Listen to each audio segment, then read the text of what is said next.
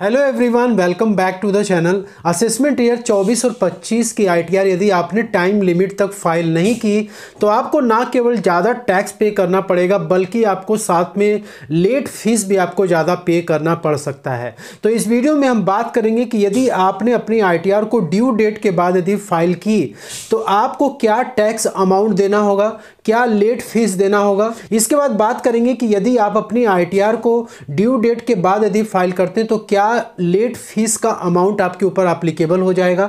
इसके बाद assessment year 24 और 25 के आईटीआर फाइलिंग की ड्यू डेट क्या होगी। तो इन सब पॉइंट्स को आज इस वीडियो में कवर करेंगे। वीडियो को स्किप ना करिएगा, वीडियो को कंप्लीटली वॉच कीजिएगा ताकि आपको ज़्यादा नुकसान न उठाना पड़े, आपको ज़्यादा लेट फीस ना देना पड़े, इससे आप बच सकें। असेसमेंट ईयर 24 और 25 की आईटीआर आपको by default new tax regime में ही फाइल करने को मिलेगी। यदि आप अपनी आईटीआर को ड्यू डेट तक फाइल नहीं करते हैं तो क्या लेट फीस आपको पे करना पड़ सकता है। सबसे पहले तो यहाँ पे शीट को हम समझने की कोशिश करेंगे। तो लेट फीस डिपेंड करेगा कि आपके इनकम की लेवल क्या है। यदि आपकी इनकम थ्रेशोल्ड लिमिट के नीचे है, अभी थ्रेशोल्ड लिमिट को भी हम आगे भी डिस्कस करेंगे कि क्या थ्रेशोल्ड लिमिट है, तो ऐसे पर्सन को आईटीआर फाइल करना मैंडेटरी नहीं है। तो यदि कोई ऐसा व्यक्ति अपनी आईटीआर को चाहे ड्यू डेट के पहले फाइल करे या ड्यू डेट के बाद फाइल करे तो ऐसे व्यक्ति को लेट फीस पे करना जरूरी नहीं होगा, उसको जीरो लेट फीस उसके ऊपर एप्लीकेबल होगा। वहीं पे यदि व्यक्ति की इनकम थ्रेशोल्ड लिमिट के यदि ऊपर है, ठीक है, तो ऐसे केस में चाहे उसकी कोई भी लेवल ऑफ इनकम हो, थ्रेशोल्ड लिमिट के ऊपर चली गई चाहे कोई भी लेवल हो, यदि वो व्यक्ति अपनी आईटीआर को ड्यू डेट पे या ड्यू डेट के पहले यदि वो फाइल कर देता है, अब ड्यू डेट क्या होगा ये भी मैं आपको भी आगे डिस्कस करके बताऊंगा, तो ऐसे व्यक्ति के ऊपर भी कोई भी लेट फीस नहीं लगेगी। वहीं पे यदि किसी व्यक्ति की इनकम 5 लाख तक है यानी 5 लाख के नीचे है और वो अपनी आईटीआर को ड्यू डेट के बाद फाइल करता है, 5 लाख तक है, मतलब का ये हुआ दोस्तों कि बेसिक एग्जम्पशन लिमिट जो मैंने आपको यहाँ पे दिखाया था, बेसिक एग्जम्पशन लिमिट के ऊपर हो या 5 लाख तक हो, यदि इस बीच में यदि आपका इनकम आ रहा है और आप अपनी आईटीआर को ड्यू डेट के बाद फाइल करते हैं तो 1000 रुपये की लेट फीस आपको पे करके ही अपनी आईटीआर फाइल करने को मिलेगी। वहीं पर यदि व्यक्ति की टोटल इनकम 5 लाख के ऊपर चली जाती है और ऐसा व्यक्ति यदि आईटीआर को ड्यू डेट के बाद फाइल करता है तो उसको 5000 रुपये की लेट फीस पे करनी पड़ेगी, तभी वो अपनी आईटीआर को फाइल कर पाएगा। तो असेसमेंट ईयर 24 और 25 की थ्रेशोल्ड लिमिट हम समझ लेते हैं। तो न्यू टैक्स रेजिम का जो थ्रेशोल्ड लिमिट है, जो टैक्स स्लैब रेट है, इसी के अनुसार आपके इनकम पे टैक्स कैलकुलेट की जाएगी और इसी के अनुसार ही आपका जो लेट फीस है वो भी डिपेंड करेगा। तो यहाँ पे देख सकते हैं कि असेसमेंट ईयर 24 और 25 के लिए यदि आपकी इनकम 3 लाख रुपए तक है, ये जो लिमिट है 3 लाख रुपए वाली, ये नॉर्मल सिटीजन के लिए यानी जिनकी एज 60 ईयर्स या उसके नीचे है, सीनियर सिटीजन के लिए 60 ईयर्स के ऊपर या सुपर सीनियर सिटीजन, ये लिमिट सभी के लिए है। जैसे ही ये लिमिट क्रॉस करेगा आपको अपनी आईटीआर टाइम लिमिट के अंदर फाइल करनी पड़ेगी। यदि आप आईटीआर को टाइम लिमिट के अंदर फाइल नहीं करेंगे तो फिर लेट फीस आपके ऊपर अप्लाई हो जाएगा। तो असेसमेंट ईयर 24 और 25 की आईटीआर फाइलिंग की जो ड्यू डेट होगी वो डिपेंड करेगा कि आपकी इनकम किस सोर्सेज से हो रही है।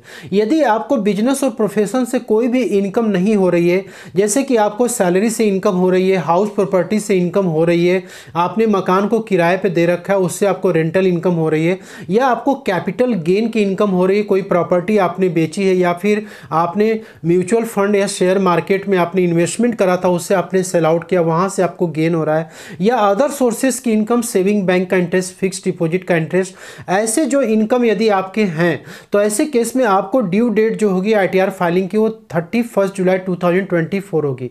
तो यदि कोई व्यक्ति न्यू टैक्स रेजिम को ऑप्ट नहीं करना चाहता है, ओल्ड टैक्स रेजिम में अपनी आईटीआर को फाइल करना चाहता है, तो उसे 31 जुलाई के पहले ही उसे ये ऑप्शन चूज करना पड़ेगा। यदि वो 31 जुलाई के बाद अपनी आईटीआर को फाइल करना चाहता है तो उसे by default new tax regime में ही फाइल करना पड़ेगा, ठीक है। और उसके बाद न्यू टैक्स रेजिम के जो भी रूल्स होंगे वो उस व्यक्ति के ऊपर एप्लीकेबल हो जाएंगे। उसके बाद यदि व्यक्ति की इनकम जो है बिजनेस और प्रोफेशन से है तो यहाँ पे यदि वो व्यक्ति ऑडिट के लिए लायबल नहीं है, ठीक है। तो ऐसे केस में भी उस व्यक्ति को जो ITR फाइलिंग की ड्यू डेट होगी वो 31 जुलाई 2024 होगी। वहीं पे यदि व्यक्ति जो है ऑडिट के लिए लायबल है तो 31 अक्टूबर 2024 होगा। तो ये जो ड्यू डेट्स हैं असेसमेंट ईयर 24 और 25 के लिए लेट फीस के लिए काफ़ी इंपॉर्टेंट हो जाते हैं। तो यदि कोई व्यक्ति असेसमेंट ईयर 24 और 25 में ओल्ड टैक्स रेजिम को यदि ऑप्ट करता है तो उसका इनकम किस तरीके से कैलकुलेट होगा, क्या डिडक्शन और एग्जेम्पशंस मिलेंगे, टैक्स अमाउंट क्या आएगा, और यदि वो इस ITR को ड्यू डेट के बाद फाइल करेगा तो उसको क्या लेट फीस पे करना पड़ेगा।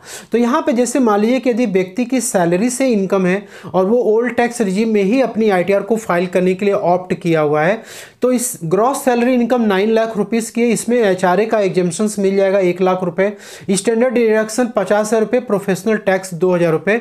तो सैलरी से इनकम यहाँ पे व्यक्ति की 7,48,000 रुपये की आ गई, ठीक है। इसके बाद यदि व्यक्ति को यहाँ पे हाउस प्रॉपर्टी की इनकम हो गई, सेल्फ ऑक्युपाइड प्रॉपर्टी में यदि किसी व्यक्ति ने अपने घर को बनाने के लिए बैंक से लोन ले रखा है, उस पर वो इंटरेस्ट पेमेंट कर रहा है, तो उसका 1,40,000 रुपये यहाँ पे अज्यूम कर रहे हैं कि उसने इंटरेस्ट पे किया है। तो ये आ गया लॉस फ्रॉम हाउस प्रॉपर्टी। इसके अलावा कोई भी इनकम नहीं है क्योंकि ये प्रॉपर्टी सेल्फ ऑक्युपाइड है। यदि व्यक्ति को अदर सोर्सेज से इनकम हो रही है, जैसे सेविंग बैंक का इंटरेस्ट 9,000, फिक्स डिपॉजिट 4,500 उस पर इंटरेस्ट, तो ये टोटल मिला के जो व्यक्ति की ग्रॉस टोटल इनकम आ रही है वो 6,21,500 रुपये आ रही है। इसके बाद यहाँ पे व्यक्ति को 80C से लेकर 80U तक के डिडक्शंस मिल जाते हैं। जैसे 80C में LIC, PPF, NPS national pension, ELSS mutual fund, NSC, ये सारे डिडक्शंस मान लीजिए 1.5 लाख रुपए तक मैक्सिमम आप क्लेम कर सकते हैं। और यहाँ पे 80D यानी हेल्थ इंश्योरेंस यदि आपने ले रखा है तो उसके प्रीमियम का डिडक्शंस यहाँ पे मिल जाता है। तो हम मान के चलते 19,500 रुपये प्रीमियम पेमेंट हुआ है। इसके बाद सेविंग बैंक का इंटरेस्ट मैक्सिमम यहाँ पे 10,000 रुपये तक का यहाँ पे डिडक्शन सेविंग बैंक का मिल जाता है। लेकिन जैसा कि आपने ऊपर देखा था कि जो सेविंग बैंक का इंटरेस्ट था वो 9,000 रुपये था, तो ये 9,000 रुपये आपको यहाँ पे डिडक्शन के तौर पे मिल जाएगा। तो टोटल इनकम आपकी 4,43,000 रुपये यहाँ पे आ गई, ठीक है। अब इस 4,43,000 रुपये की इनकम, क्योंकि ये 5 लाख की आपकी इनकम नीचे है, ऐसे केस में यदि आप अपनी ITR को ड्यू डेट के बाद फाइल करेंगे तो उस केस में आपको यहाँ पे 1,000 रुपये का लेट फीस पेमेंट करना पड़ेगा। यदि वहीं पे व्यक्ति जो है न्यू टैक्स रेजिम में अपनी ITR को फाइल करता है तो हम ये जो इनकम अभी ओल्ड टैक्स रेजिम का लिए थे सेम इनकम हम यहाँ पे ले लेंगे। सैलरी इनकम 9 लाख की है और न्यू टैक्स रेजिम में HRA का एग्जेम्पशंस नहीं मिलता है, स्टैंडर्ड डिडक्शन केवल 50,000 रुपये के यहाँ पे मिल जाएगा। प्रोफेशनल टैक्स भी यहाँ पे कोई भी यहाँ पे छूट नहीं मिलती है न्यू टैक्स रेजिम में। तो यहाँ पे नेट जो सैलरी इनकम आ गई वो 8.5 लाख रुपये की आ गई। इसके बाद हाउस प्रॉपर्टी की इनकम में भी जो सेल्फ ऑक्युपाइड प्रॉपर्टी के लिए यदि आप इंटरेस्ट ऑन होम लोन पे कर रहे हैं तो यहाँ पे भी आपको कोई भी यहाँ पे छूट नहीं मिलती है। सिर्फ और सिर्फ जो हाउस प्रॉपर्टी आपने किराए पे दे रखी है उसके इंटरेस्ट का जो डिडक्शन होता है वो यहाँ पे आपको मिलता है। तो सेल्फ ऑक्युपाइड के लिए 0 हो जाएगा। और अदर सोर्सेस की इनकम में 9,000 FD का इंटरेस्ट, सेविंग का इंटरेस्ट और FD का इंटरेस्ट 4,500, तो टोटल इनकम 8,63,500 रुपये आ गई। और 80C से लेके 80U तक के जो डिडक्शंस होते हैं न्यू टैक्स रेजिम में ये देखने को नहीं मिलते हैं व्यक्ति को। तो यहाँ पे यदि ये पर्सन ड्यू डेट के बाद अपनी ITR को फाइल करता है तो यहाँ पे देख सकते हैं टोटल इनकम 8,63,500 रुपये आ रहा है। तो यहाँ पे 5 लाख के ऊपर इनकम चली गई है तो व्यक्ति को 5,000 रुपये का यहाँ पे लेट फीस तो पे करना ही पड़ेगा, साथ में इस पे टैक्स का भी पेमेंट करना पड़ेगा। तो एक बार टैक्स कैलकुलेशन भी हम देख लेते हैं। तो जैसा कि आपने देखा था ओल्ड टैक्स रेजिम में जो टोटल इनकम आई थी वो 4,43,000 रुपये आई थी।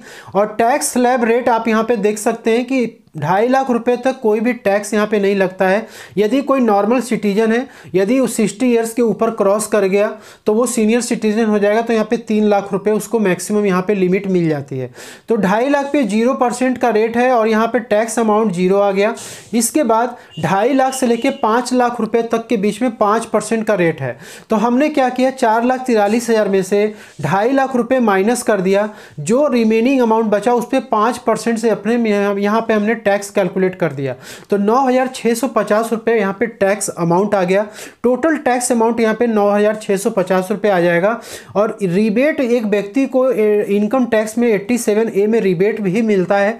तो वो तब मिलता है जब आपकी इनकम 5 लाख रुपए के नीचे हो। तो यहाँ पे देख सकते हैं कि यहाँ पे 4,43,000 यानी 5 लाख के नीचे इनकम आ रही है, तो व्यक्ति को रिबेट यहाँ पे मिल गया, तो उसका नेट टैक्स यहाँ पे क्या हो गया, 0 हो गया। ये जो ओल्ड टैक्स रेजिम में जो यहाँ पे 87A का रिबेट मिल रहा है, ये after due date ITR file करने पे भी आपको रिबेट ही मिलता है, और आपका जो लेट फीस है वो टैक्स तो यहाँ पे 0 हो जाएगा, लेकिन आपको लेट फीस 1,000 रुपये का पेमेंट करना पड़ेगा, तभी आप अपनी ITR को ओल्ड टैक्स रेजिम में फाइल कर पाएंगे। अब वहीं पे न्यू टैक्स रेजिम में भी टैक्स कैलकुलेशन हम कर लेते हैं। जैसे आपने देखा था कि टोटल इनकम यहाँ पे 8,63,500 रुपये आ रहा है, और न्यू टैक्स रेजिम का जो टैक्स स्लैब है कुछ इस प्रकार से है कि 3 लाख रुपए तक कोई भी टैक्स यहाँ पे नहीं लगता है, आपका टैक्स अमाउंट यहाँ पे 0 हो जाएगा। यदि आपकी इनकम 3,01,000 रुपये से लेकर 6 लाख रुपए के बीच में दी जाती है तो 5% का यहाँ पे रेट लग जाता है।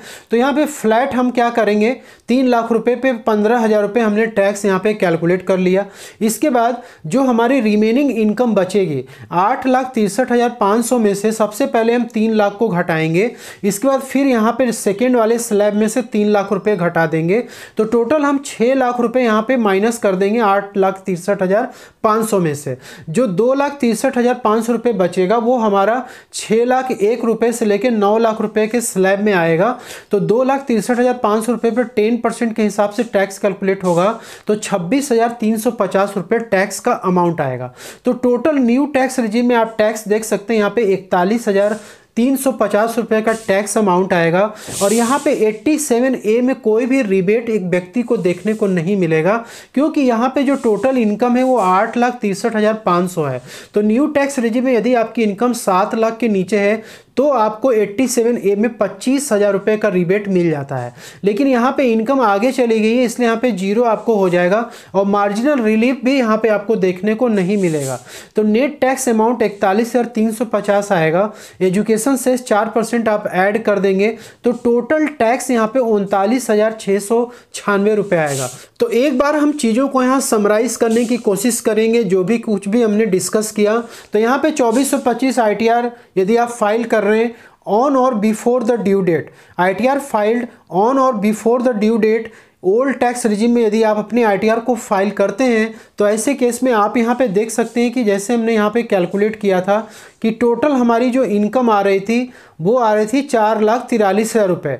तो यहाँ पे यदि आप on or before due date यानी कि ड्यू डेट के पहले 31 जुलाई 2024 के पहले यदि आप अपनी ITR को ओल्ड टैक्स रेजिम में फाइल कर देते हैं, तो ऐसे केस में आपकी टैक्स लायबिलिटी यहाँ पे 0 आ जाएगी। क्यों 0 आएगी? क्योंकि जो भी टैक्स आपका बनेगा उसमें आपको 87A में रिबेट मिल जाएगा। 12,500 तक मैक्सिमम होता है, या जो टैक्स आपका आएगा दोनों में से जो कम होगा। इसका लेट फीस भी आपका 1 रुपये यहाँ पे नहीं लगना है, और आपको इंटरेस्ट भी सेक्शन 234A, B और C में कोई भी इंटरेस्ट भी नहीं लगेगा, क्योंकि अपनी ITR को आप क्या कर रहे हैं, on or before due date आप फाइल कर रहे हैं। वहीं पे यदि न्यू टैक्स रेजिम में यदि व्यक्ति अपनी ITR को फाइल कर रहा है, तो ऐसे केस में आपने यहाँ पे देखा था सारा कैलकुलेशन वही रहेगा। यहाँ पे जो नेट इनकम यहाँ पे आ रही थी वो आ रही थी 8,63,500 रुपये। अब जैसा कि आप यहाँ पे देख सकते हैं 8,63,500 न्यू टैक्स रेजिम की इनकम है।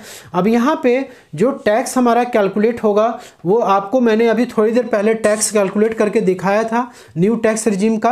तो यहाँ पे 39,696 रुपये का ये अमाउंट आ रहा है। यदि आप अपनी ITR को न्यू टैक्स रेजिम में ड्यू डेट के पहले फाइल करते हैं तो आपको सिर्फ 39,696 रुपये का टैक्स देना पड़ेगा।